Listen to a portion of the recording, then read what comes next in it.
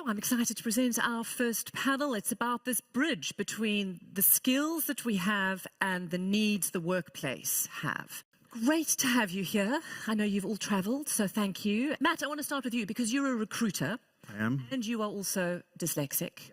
And so if anybody knows how the gap can be filled, it's you.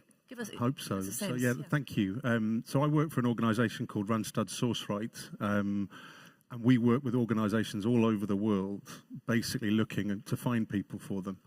And post the pandemic, we are now in the worst skills shortage the world has ever seen. And recent reports through the World Economic Forum and EY highlight the most required skills and requested skills from organisations. And you will not be surprised to hear the top 3 skills are complex problem solving, critical thinking, technology and programming. I think we've heard that about 10, 15 minutes ago. So for me, as somebody that works around the world building talent programs for organizations and being dyslexic, and my son being dyslexic, for me, it's completely, and I don't really like this expression, but a no-brainer. Why are organizations not recognizing dyslexic thinking? And that is the biggest challenge I think we face today. These skills exist in dyslexics, yet employers of today are not recognizing that. And that, for me, that is my life aim now, is to bring that in what I do to organizations. And Laura, I know that you work within HSBC and banks. All of industry is generally pretty conservative when it comes to change and also in how they see talent. They stick with what was old and what had worked before. How are you able to perhaps practically address some of these concerns that Matt has? Yeah, it's a great question. I think some employers are probably a bit further ahead in their thinking on this than others, to Matt's point. But we are really concerned about it. You know, we look at, again, the World Economic Forum data, and we are in a reskilling crisis. You know, a billion people around the world need to reskill by 2030. And the exact skills that we are looking for and that the World Economic Forum talk about are dyslexic thinking skills. They are curiosity, they are connectivity and empathy, resilience. That is so important. I mean, it's been an incredibly important aspect of what we've been focusing on with all of our teams around the world. We have more than 200,000 people in HSBC, and resilience in the pandemic was probably one of the most important things. So I think it is a varied landscape, but I think there are some of us out there that really understand how important this is and are really trying to drive awareness around it. And Maggie, what do you have to say?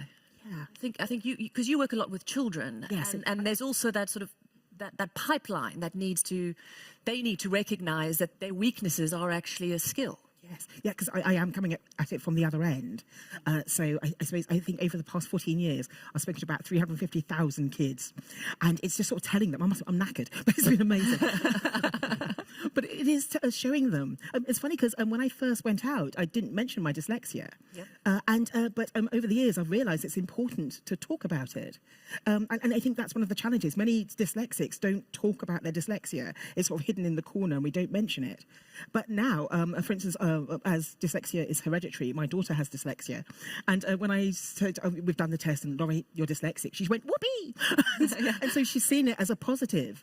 And it is trying to show kids that are sort of struggling at school, who are finding it challenging, that, okay, school is challenging and we need to do something about that. We need to make changes to the way kids are taught. And I think we'll be discussing that later.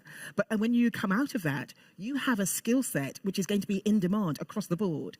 As AI is coming through, we need to change the way we work. The resilience you learn by sort of trying to spell something and it goes horribly wrong. So I think, I'll use another word. By being put in the back of the class. I still do that. I still do that. I'm a journalist, yeah. And yet, but by being put in the back of the class as seen as sort of the not bright one, I think we build up resilience, and it's showing kids that resilience can take them very far in the future. And a lot of the research, EY has been very involved in this. And what for you is the standout piece of research? Well, I think we are all into it here, and it's about change, and it's about how fast the world is changing. And when we support our clients and when we try to support our own organization too, we find that if we are to keep up with that change, we need those skills much more than we need the traditional skills, both in leadership but also in all our employees actually. Mm-hmm. sometimes when we had the Swedish report here too, we had a tremendous embracement of it. There was much buzz created, and there was also a lot of transparency in it. People coming up and, yeah, well, I'm dyslexic, and that opens up a lot when it's no drama, but rather driving it to important skills. It's the same thing with LinkedIn. So we really tell our clients today that this is not for a good cause. This is for you to capitalize on, because you need it. Otherwise, you will fall back. Yeah, this is not about a charitable social responsibility conversation. It's about money. It's about bottom lines. It's about the future of business, isn't it? Absolutely, yeah. I mean, I think the correlation between the skills that the world needs and dyslexic thinking is completely proven. So we just need people to understand that and for the awareness to continue to build. And I absolutely love the LinkedIn campaign because it's turned it to such a positive narrative. And that's what we're trying to do as well as a significant global employer in the world. We hire more than 30,000 people every year across about 58 countries. So if we can be speaking out about this too and talking about the importance of it, I think the power of this collective is incredible. Are you, as a recruiter, going to be going into LinkedIn and searching under dyslexic 100%. thinking? How does that translate to a company when you tell them this is what you're doing and they don't have enough education? I think the education piece is the bit that's missing, because I think if you look at LinkedIn as a platform, it's a platform to search for skills. But are employers searching for dyslexic thinking as a skill? I would say they're not, and the evidence tells us that they're not. The sooner we are able to, like Laura's example, someone like HSBC embracing that, and the education internally and externally, I think that's the crucial thing, because once people's behaviour are in resourcing and recruitment, whether it's headhunting or whether it's any form of attracting somebody into a job, if you think back 30 years, people were not searching for can use a computer or Microsoft Office. That's second nature now. So we need dyslexic thinking to be second nature, because it's the most important talent to solve the talent shortage. And that to me is very, very simple. But I'm probably in the minority. Well, I'm in the majority with the group of you here, but I'm in the minority when we're talking to organisations. Yeah, I mean, maybe we are preaching to the choir, but this is a pretty influential choir, and I think that's the whole point, is that this message can get multiplied over and over again. Maggie, just for you, I mean, I know a lot of this has come out in some of the research, but why do you think empathy, for example, is an important skill for a business? You know, you think, I mean, I live in America at the moment, and you think about cutthroat New York, businessmen. Why would somebody want somebody who has an ability to read a room and be empathetic, be important? Just as you say, reading a room is a powerful thing. It's quite interesting. I think one of the skills I have that are associated with dyslexic thinking, I didn't realise they were dyslexic thinking. No, me neither, yes. And so, until I met Kate, I thought, oh, that explains it. But I think that empathy is powerful in all walks of life. Empathy leads to better communication. Communication is what everybody does in any discipline they use. So I think that's sort of empathy, understanding. And also, it's another dyslexic skill is knowing strengths and weaknesses. If you're going to build effective teams, empathy for the other people in your team is key, but also knowing, okay, I can't spell for toffee, but hey, get me on a stage and I'll speak forever. It's a good, useful thing to have. So I think that empathy, the world needs empathy. I don't think you can put it more simply than that. And I think we'll have less conflict if the world had more empathy. I think that empathy comes again from that resilience, because you know what it's like to be the stupid kid in the class. You know how hard it is. And I think being a journalist is also about being empathy and sort of understanding people. Everyone's the same in the end, and you can identify with people no matter where you are. And Robin, maybe if I can just quickly why would a bank need empathetic employees? If it's, at the moment, it's probably the most important skill, having gone through the pandemic. And I think many of us will have seen and read about things like the Great Resignation and people being much more choosy about where they want to spend their time, needing to feel a sense of personal connection to what they're doing and a purpose in their work. If you can't create these conditions for colleagues that you work with, then they won't stay with you. So absolutely, empathy is like probably the most important business case that all businesses need to have. And we see direct correlations with people staying with the organisation longer, feeling more positive, responding more positively to things like engagement surveys if they have a great manager that's connecting with them, that's looking after them, and that is empathetic. So the business case is 100% there. And also creativity. It's not just about sort of, an artist in a corner painting. It's about critical thinking and the multidimensionality that comes with that. And I don't know if, Daniel, you can explain also why that's important in very traditional businesses that normally are not associated with creative folks. Now, I might add to where we were again, actually, because change today is all about having a narrative that is alive. It's something that can be felt, can be smelled, actually. And when we look for leaders today, there is much difference from only 5 years ago. We used to be looking for result orientation, scoping skills, follow-ups. Nowadays, it's how including is this person?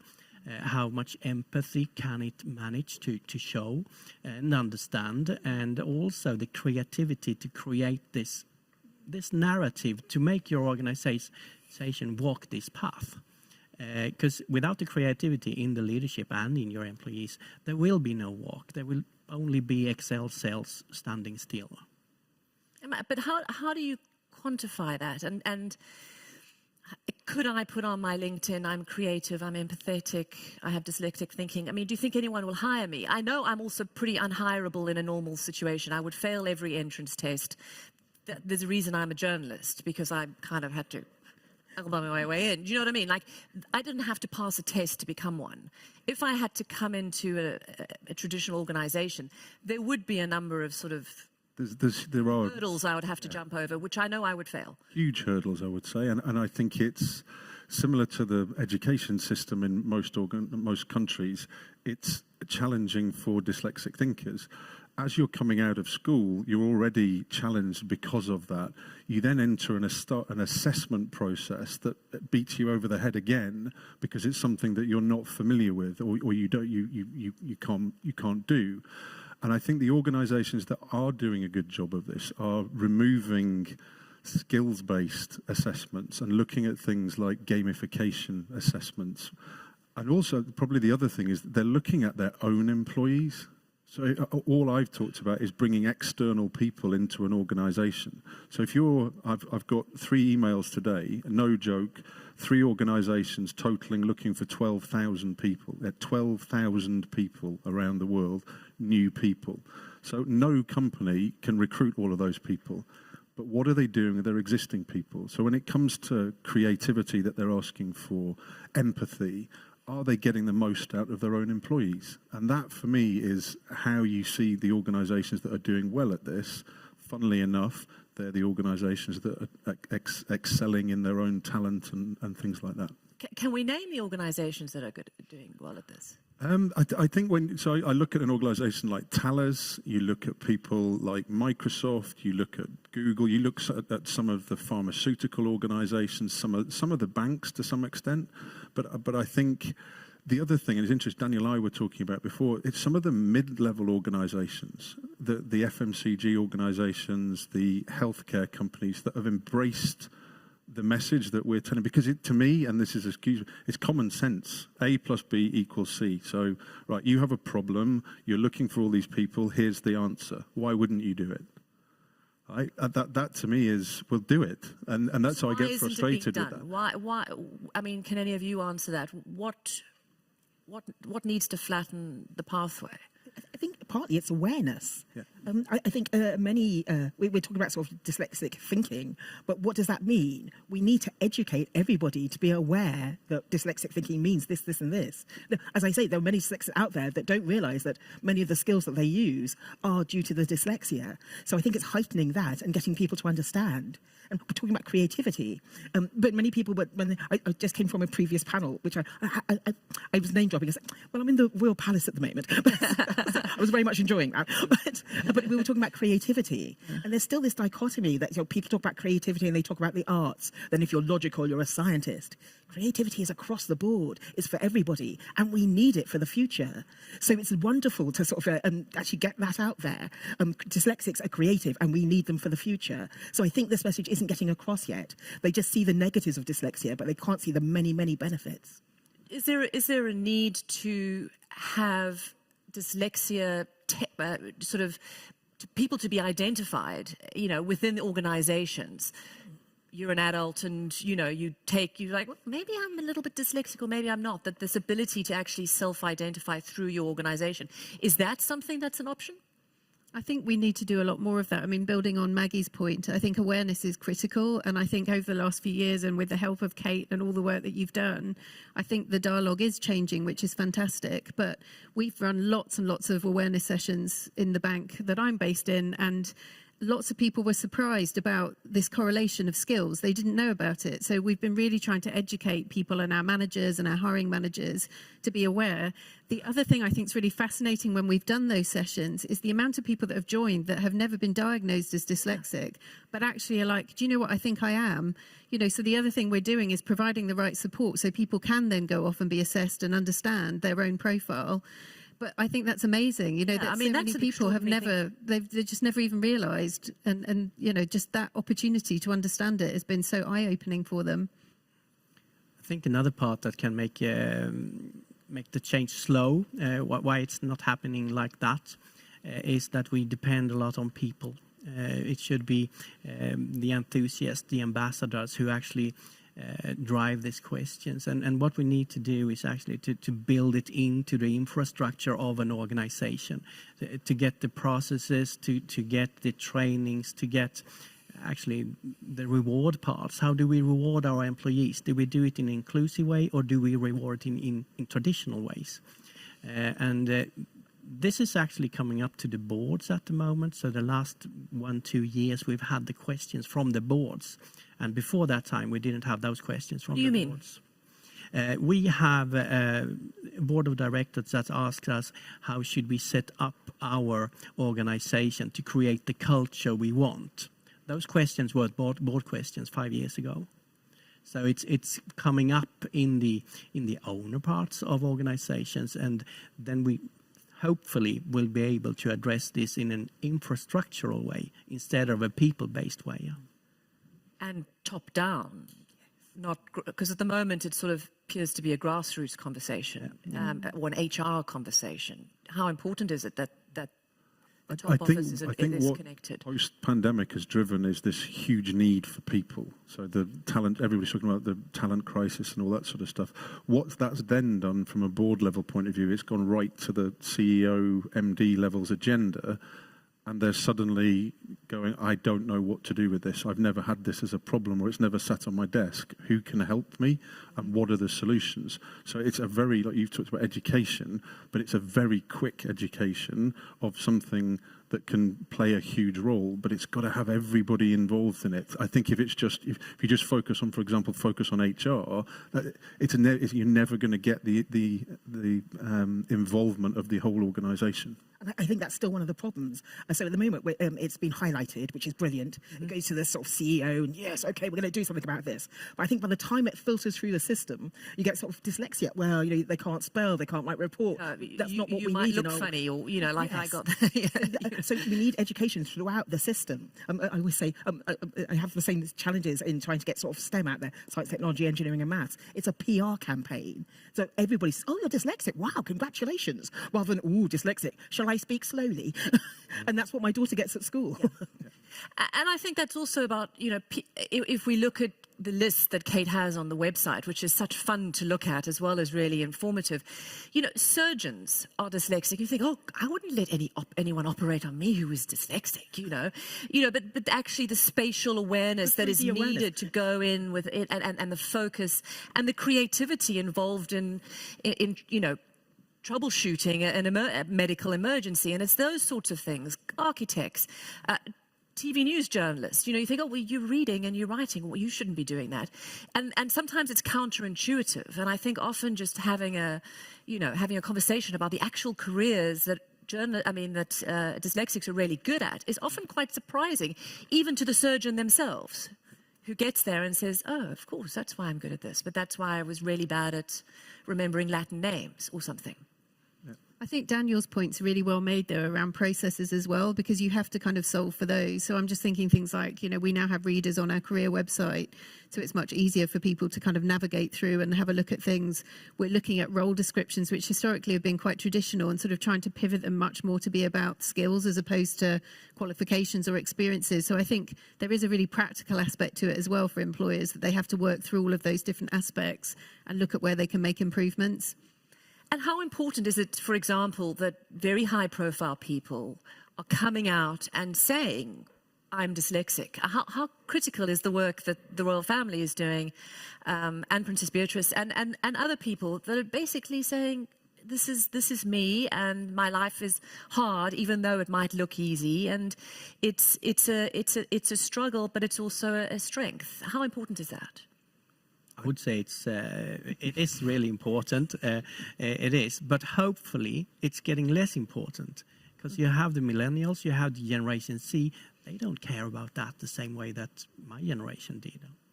So what appeals to them then? TikTok? Yeah, which is just as well. If you can provide an employment or a work where you can be a part of making society better, that's where you have the Generation Z. Then other parts don't matter that much. I think the role models are critical, because it is successful people saying, I'm dyslexic, but look what I've achieved. If you're dyslexic too, what can you do? It is, I think as a dyslexic, I have that sort of big dream. I dream of going into space. It's a bit weird, but it's always been there. And I think by having that big dream, it propels you to sort of overcome the hurdles. And that's one of the things we do as dyslexics. So it is sort of empowering to see successful people up there. And then Einstein was dyslexic. I've seen his equations. It's mind-boggling stuff. But he did that. And you can see he was so far ahead of everyone else in his thinking. He was a futurist. But that's what dyslexic thinking gets us. And so that's why it's getting it out there. And that's why the wonderful work that Kate's doing by publicising this, and the royal family. I totally agree, and that wasn't my point to say it's not important. No, I didn't think that's what you said. I just look from a personal point of view. I look at my son. Okay, he's 12. He's dyslexic. He struggles at school. He's at a nice, good school that helps him. But I left home yesterday morning, and previously to that, had shown him where I was going and what I was doing, and he nearly fell off his chair because he was that excited. And he now is incredibly proud that he's dyslexic. And he went, my wife said this morning, he's gone into school and told all his friends, and they're all right behind him. And that sort of, you were emotional before, you're really proud of that. And I think that the more that we can do that a 12-year-old little boy goes into school and goes, I'm dyslexic, I'm going to get the job of the future above everybody else. How powerful is that? Yeah? And I agree with you. Don't cry. I think, no, I know, and it is. And I think that's why all of us are here, including the Queen. You know, you're a mum, and all of us, I mean, see our children, and we know the struggles we had. And I think just that incredible need to not make their lives as hard as ours, and knowing that everything is possible, and that this is in many ways an opportunity that can change the world. Last thoughts as and you don't have to rush, we've got a bit of time, but as we sort of, well, it's 2 minutes actually. No, it's not that much. Rush. Yeah, just some closing thoughts, because we've kind of, it's been quite wide ranging, but as we look to the future, and this is about looking at opportunity, what are the main things that need to be done? Laura, I'll start with you. I think we've touched on a lot of it as we've talked. I think really the awareness building, the education, the support systems, we just need to continue to do that. And I think from my side, again, we want to use our power as a significant global employer around the world to really change the narrative in the way that Kate and everyone in this room is trying to do. Dyslexia is a superpower. You know, that's the message that we have to get out there. So we're going to continue to push. We're working with other employer groups. We're talking to the World Economic Forum. I guess my bigger concern is how we then bring that voice into education, and are we supporting the next generations to get those roles in the future, and that I know we'll talk more about today, but that would be my main messages. Daniel. Yeah, I think we've mentioned a lot already, but having organizations where we really can take advantage of each other's super skills, that is key to team up and really being something that is inclusive in every aspect. I think one of the dyslexic skills is a sort of a self-awareness. I know my strengths, I know my weaknesses. I think we need that across the board in every organisation for everyone, because we just make better, effective teams if we do that. And that every child out there can think, you know, I'm dyslexic, and yeah, but I'm going places. Giving that, empowering them. Yeah. I sort of second what everybody. I'm sort of at the end now. And I'm finding something really inspiring to say. I think I look at it from my jobs point of view. Okay, so we look at finding talent pools of people to place into jobs. Right, there's a talent pool of 700 million people in the world that are not being assessed or challenged the right way. You change that with everything that the guys have talked about, and suddenly you're making this huge impact on the world. And I think everybody here is involved in that. And it makes me incredibly proud to be sat here and be able to talk to you about it, because it's my passion and it's everybody's passion here. And we've got a lot of work to do. Yes, but that's good. That's good. Well, no one ever stopped us from working too hard. That was wonderful. Thank you. Really appreciate all the work that you are doing in your individual ways. I mean, some extraordinary lives are probably being changed by all of your work. So thank you.